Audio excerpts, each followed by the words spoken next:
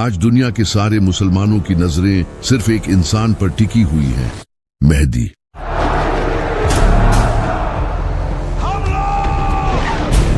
हर कोई इस इंतजार में है कि कब इमाम मेहदी आएं और मुसलमानों को लीड करें ताकि मुसलमान पूरी दुनिया पर हुकूमत कर सके।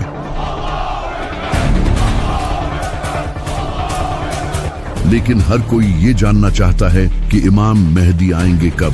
क्या इमाम मेहदी का ज़हूर सिर्फ मुसलमानों की किताबों में ही लिखा है या फिर दुनिया के डिफरेंट रिलीजन्स की किताबों में भी इमाम मेहदी के आने की प्रेडिक्शंस की गई हैं? और सबसे बढ़कर इमाम मेहदी आखिर किस तरह आज की इस दुनिया में आकर दुनिया की सुपर पावर्स का सामना करेंगे? तो चलिए जानते हैं।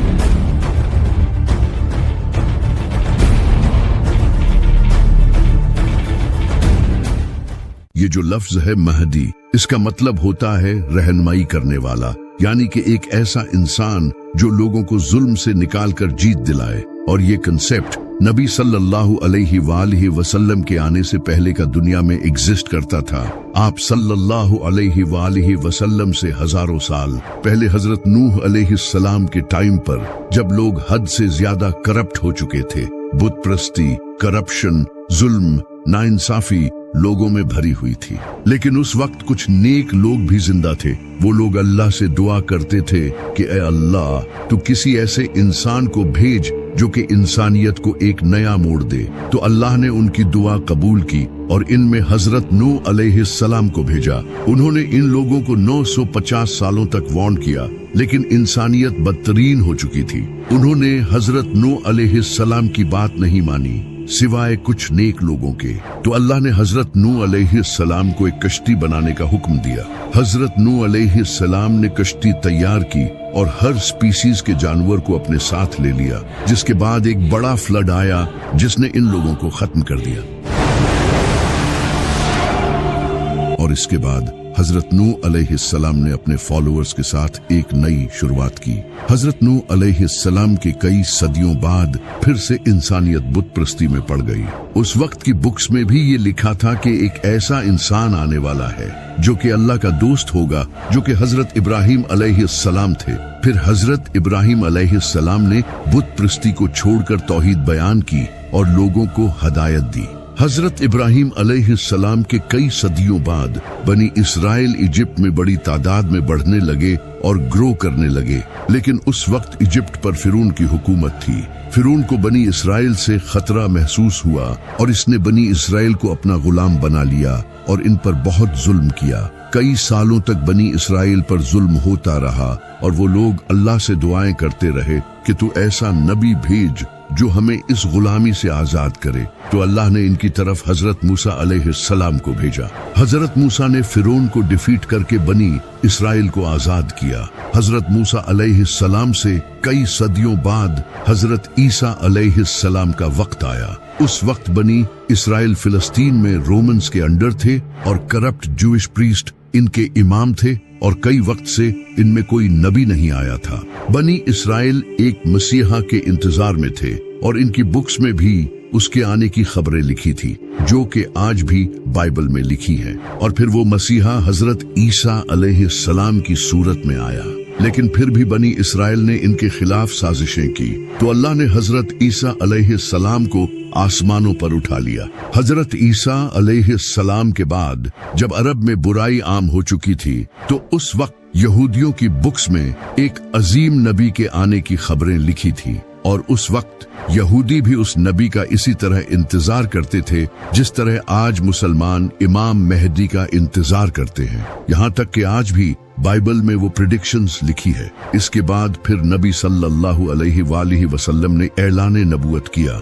तो ये जो मसीहा का कॉन्सेप्ट है, ये बनी इसराइल में पहले से मौजूद था। इसी वजह से इस्लाम के एक बेहतरीन स्कॉलर और पोएट अल्लामा इकबाल भी इमाम मेहदी के इस कॉन्सेप्ट को नहीं मानते थे। इनका ये कहना था कि ये कॉन्सेप्ट मुसलमानों ने यहूदियों और क्रिश्चियंस से लिया है। जब अब्बासी खिलाफत के दौर में मुसलमानों पर जुल्म हो रहा था, तब मुसलमानों में ये कॉन्सेप्ट फैलने लगा कि बहुत जल्द एक मसीहा आएगा जो सब ठीक कर देगा।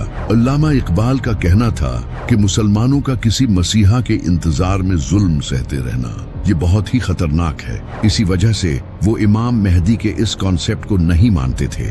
सिर्फ अल्लामा इकबाल ही नहीं बल्कि इब्ने खालदून जो एक स्कॉलर और फिलोसोफर थे, वो भी इमाम मेहदी से रिलेटेड अहादीस की सनद से अग्री नहीं थे। लेकिन अगर देखा जाए तो इमाम मेहदी से रिलेटेड अहादीस तकरीबन हर बड़ी हदीस की किताब में मौजूद हैं, सिवाय बुखारी और मुस्लिम के। सुन्नी और शिया दोनों किताबों में कई अहादीस मौजूद हैं, वो भी बिल्कुल सही सनद के साथ। सिर्फ इस्लाम ही नहीं बल्कि दुनिया के आज हर बड़े मजहब की किताबों में एक मसीहा के आने की प्रेडिक्शंस मौजूद है। जैसा कि मेसोपोटामिया में एक चरवाहे का जिक्र मौजूद है जो कि मसीहा होगा, और इजिप्ट में एक ओसिरिस नाम के इंसान का जिक्र है जो कि जमीन को दोबारा जिंदा करेगा। इसी तरह ज़ोरोआस्ट्रियन मजहब में एक ज़ाराथुस्ट्रा नाम के इंसान का जिक्र है जो कि आखिरी वक्त में पैदा होगा और एक बड़ी जंग लड़ेगा। इसी तरह हिंदू कल की अवतार को मानते हैं जो कि कलयुग के वक्त आएगा।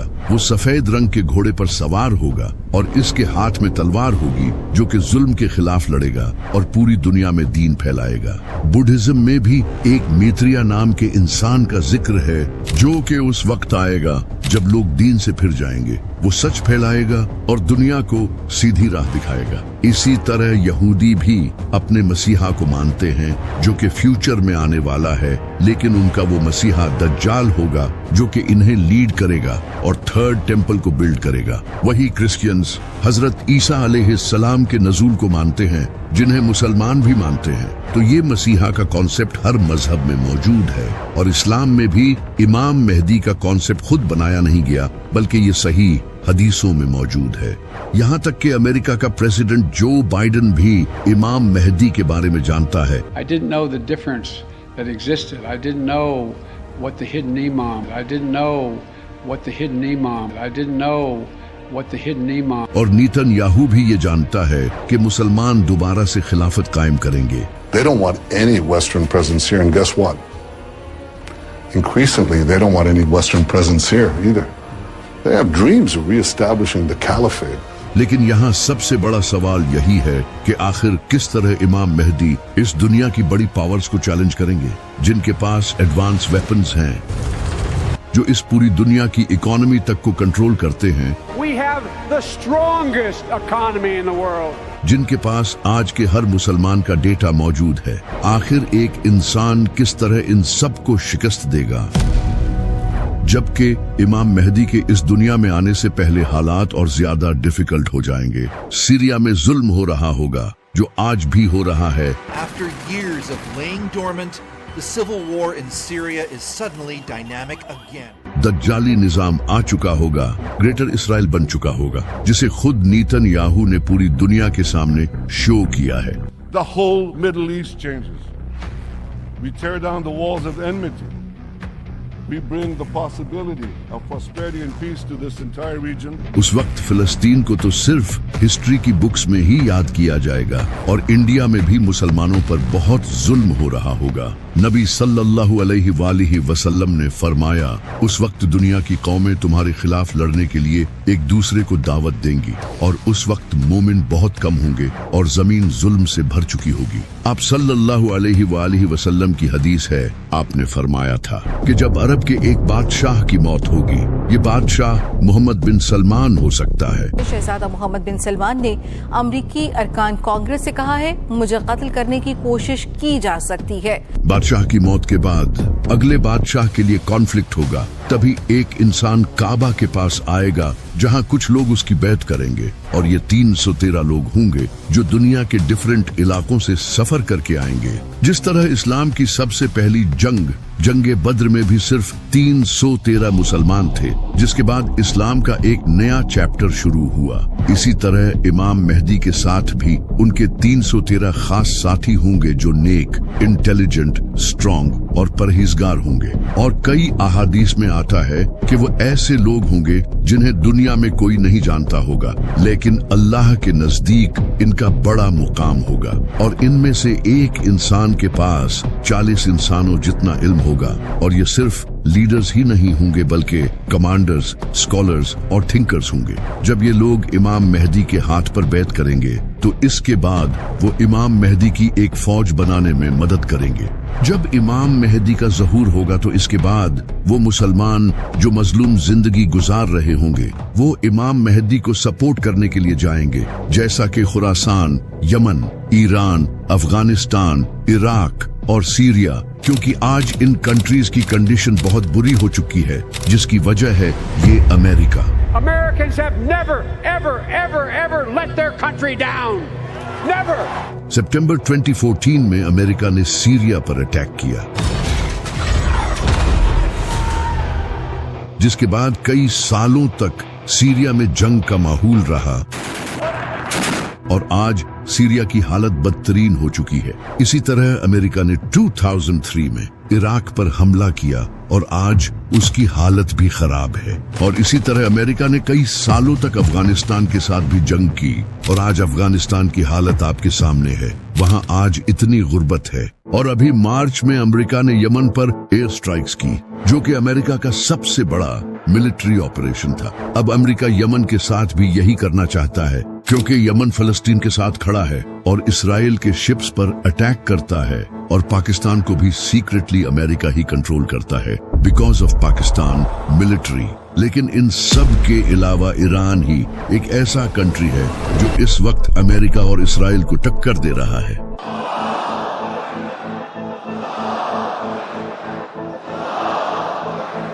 जिसे इसराइल खुद अपने लिए एक बड़ा खतरा समझता है। What's the greatest threat right now that Israel faces? Iran. You want the three threats? Give me the three threats. Iran, Iran, Iran.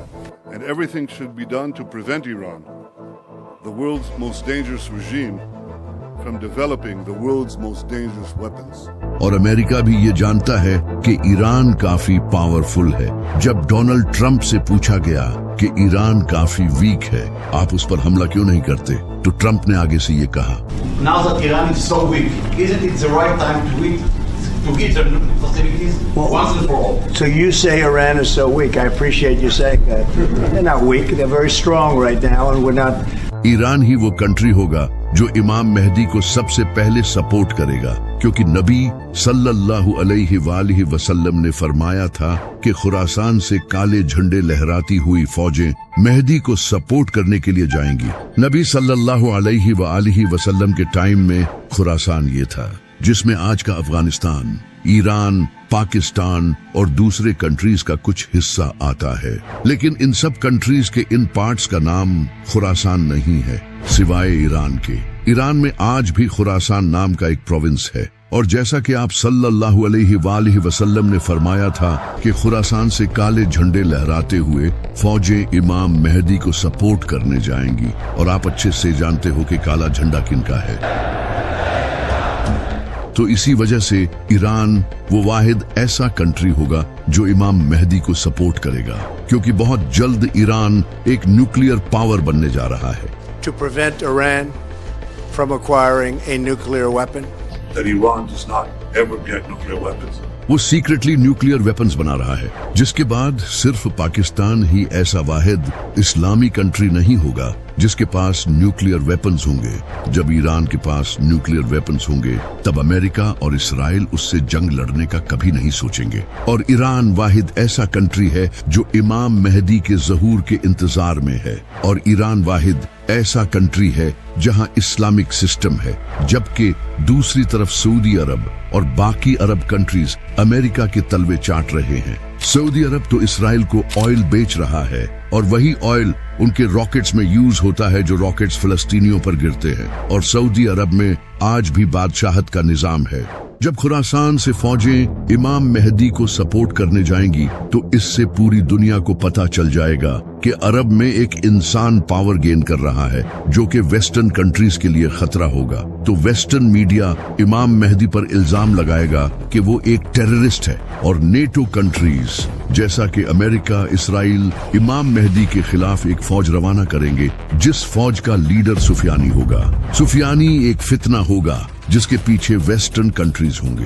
ये एक ऐसा इंसान होगा जो देखने में बड़ा ही इबादत गुजार होगा, लेकिन अहले बैत के मानने वालों का दुश्मन होगा और सीरिया से निकलेगा और मुआविया की नस्ल से होगा। ये इराक और सीरिया में बहुत कत्ले आम मचाएगा। इमाम अली अलैहिस्सलाम ने फरमाया सुफियानी सीरिया से निकलेगा, उसके चेहरे का रंग लाल होगा, उसके बाल हल्के होंगे, उसके चेहरे पर निशान होगा, वो मस्जिदों को तोड़ेगा और नबी सल्लल्लाहु अलैहि वसल्लम के मानने वालों को कत्ल करेगा। इमाम बाकर अलैहिस्सलाम ने फरमाया, सुफियानी उसी साल निकलेगा जिस साल इमाम मेहदी का ज़हूर होगा। और इमाम जाफर सादिक अलैहिस्सलाम ने फरमाया, सुफियानी का आना तय है, ये इमाम मेहदी से 15 महीने पहले आएगा। इमाम ज़ैनुल आबदीन अलैहिस्सलाम ने फरमाया, जब सुफियानी निकलेगा तो लोगों के दिल खौफ से भर जाएंगे, फिर इराक और सीरिया में खुलेआम खून बहेगा, वो औरतों और बच्चों को कत्ल करेगा। अब ये जो सुफियानी है, इसकी पर्सनैलिटी मुआविया से सिमिलर होगी, जैसे मुआविया ही दोबारा इस दुनिया में आया हो, क्योंकि ये भी मुआविया की तरह अबू सुफियान की नस्ल से होगा। और जिस तरह मुआविया सीरिया का गवर्नर था और सीरिया में उसके काफी सपोर्टर्स थे, इसी तरह सुफियानी भी सीरिया से ही निकलेगा। और जिस तरह इमाम अली अलैहिस्सलाम का कैपिटल कूफा था, इसी तरह सुफियानी भी कूफे पर हमला करेगा। इमाम जाफर सादिक अलैहिस्सलाम ने फरमाया, मेहदी के ज़हूर से पहले सीरिया में सिविल वॉर होगी, जिसके बाद सुफियानी निकलेगा। और आप ये जानकर हैरान होंगे कि सीरिया में पिछले कई सालों से एक बड़ी सिविल वॉर जारी रही थी। It is time to end this brutal civil war. Full-scale civil war. Dragged into civil war to escape the civil war. जिसका फायदा उठाकर अमेरिका ने सीरिया पर हमला किया था। और जो आज सीरिया की हालत है, यहाँ से ऐसा लीडर निकल सकता है, क्योंकि सीरिया में कई टेररिस्ट लीडर्स रहते हैं। तो जब इमाम मेहदी का ज़हूर होगा तो सुफियानी इमाम मेहदी के खिलाफ एक फौज भेजेगा, लेकिन वो फौज रेगिस्तान में बेदान नामी जगह पर जमीन में धंस जाएगी,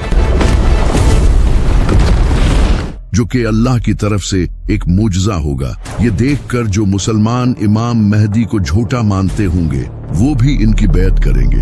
यहाँ तक कि कुछ यहूदी और ईसाई भी इन्हें पहचान लेंगे और इन्हें अपना लीडर एक्सेप्ट कर लेंगे। लेकिन कुछ स्कॉलर्स जो डॉलर्स के पीछे होंगे, इमाम मेहदी को झूठा और दज्जाल कहेंगे, और मीडिया भी फुल प्रोपेगेंडा चलाएगा, इन्हें झूठा कहेगा और मुसलमानों को इनके खिलाफ करने की कोशिश करेगा, क्योंकि इमाम मेहदी उस वक्त तक दुनिया की बड़ी पावर्स के लिए एक खतरा बन चुके होंगे।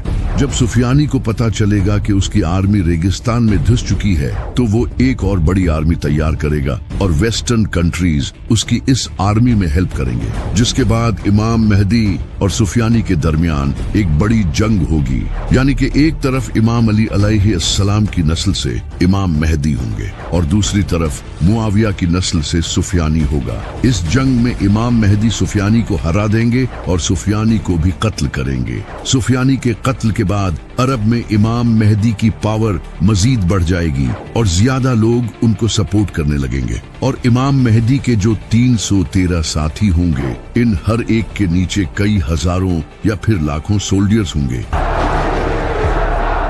कई ऑर्गेनाइजेशंस इमाम मेहदी की सपोर्ट में आने लगेंगी और इसी वक्त इमाम मेहदी हिंदुस्तान पर हमला करेंगे, क्योंकि वहां मुसलमानों पर जुल्म हो रहा होगा, और हिंदुस्तान को फतह कर लेंगे, जिसके बाद इमाम मेहदी पूरी दुनिया में एक ग्रेट लीडर बन चुके होंगे, जिसे देखकर नेटो इमाम मेहदी के साथ एक पीस ट्रीटी साइन करेगा। यानी कि यूरोपियन कंट्रीज और अमेरिका इमाम मेहदी के साथ अग्रीमेंट करेंगे, क्योंकि उस वक्त इनके लिए इमाम मेहदी के अलावा भी कोई और खतरा होगा। तो इसलिए वो इमाम मेहदी के साथ अग्रीमेंट साइन करेंगे। नबी सल्लल्लाहु अलैहि वसल्लम ने फरमाया था कि तुम्हारे और रोमन्स के दरमियान एक पीस ट्रीटी होगी, जिसके बाद तुम उनके साथ मिलकर किसी और से लड़ोगे और वो तुम्हारा और उनका दुश्मन होगा। अब वो दुश्मन कौन होगा, ये तो फ्यूचर में ही पता चलेगा। हो सकता है कि वो ज़ायोनिस्ट्स हों, क्योंकि वो मुसलमानों के भी दुश्मन होंगे। इमाम मेहदी दूसरे कंट्रीज के साथ मिलकर उसके खिलाफ जंग करेंगे और ये जंग मुसलमान क्रिश्चियंस के साथ मिलकर जीत जाएंगे। जीत के बाद मुसलमान और नॉन मुस्लिम्स अपने कैंप्स में आराम कर रहे होंगे कि तभी एक ईसाई क्रॉस को उठाएगा और गाड़ देगा। यानी कि वो ये दिखाना चाहेगा कि ये क्रिश्चियंस की जीत हुई है, न कि मुसलमानों की। लेकिन मुसलमान उस क्रॉस को तोड़ देंगे और ये दिखाएंगे कि ये अल्लाह की जीत हुई है। न कि उनकी। इस वाक़ये से मुसलमानों और वेस्टर्न कंट्रीज के दरमियान हुई ट्रीटी तोड़ दी जाएगी, जिसके बाद वेस्टर्न कंट्रीज इमाम मेहदी के खिलाफ अपनी बड़ी फौज तैयार करेंगे। ये काफी बड़ी जंग होगी। इस जंग में वेस्टर्न कंट्रीज बड़ी फौज के साथ आएंगे।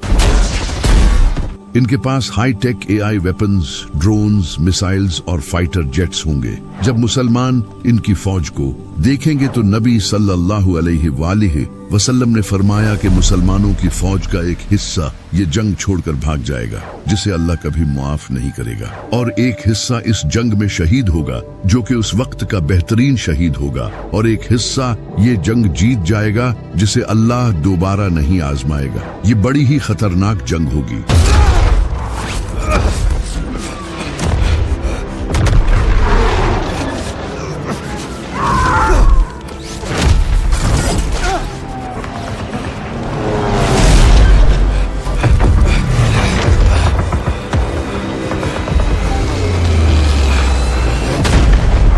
ये जंग सीरिया के करीब या फिर टर्की के साउथ में लड़ी जाएगी, जहां आज से कुछ टाइम पहले सीरिया की जंग भी हो चुकी है। इस जंग को जीतने के बाद मुसलमान सीधा कॉन्स्टेंटिनोपल जाएंगे, जो कि आज टर्की का इस्तांबुल शहर है। यानी कि इमाम मेहदी से पहले इस्तांबुल मुसलमानों के हाथों से चला जाएगा, और ये इस्तांबुल सिटी मुसलमानों की हिस्ट्री का बहुत ही इम्पोर्टेंट शहर है। नबी सल्लल्लाहु अलैहि वसल्लम ने अपनी जिंदगी में फरमाया था कि तुम लोग कॉन्स्टेंटिनोपल को फतह करोगे, और इसे फतह करने वाला लीडर बड़ा ही कमाल होगा, और इसे फतह करने वाली फौज भी कमाल होगी। जिसके बाद 1453 में सुल्तान मोहम्मद फातिह ने कॉन्स्टेंटिनोपल को फतह किया, जिस पर हमने एक वीडियो भी बनाई थी। अब उलमा का कहना है कि ये प्रेडिक्शन सुल्तान मोहम्मद फातिह के वक्त पूरी हो चुकी है, लेकिन कुछ का कहना है कि नबी सल्लल्लाहु अलैहि वसल्लम ने ये इमाम मेहदी के टाइम पर जो कॉन्स्टेंटिनोपल फतह होगा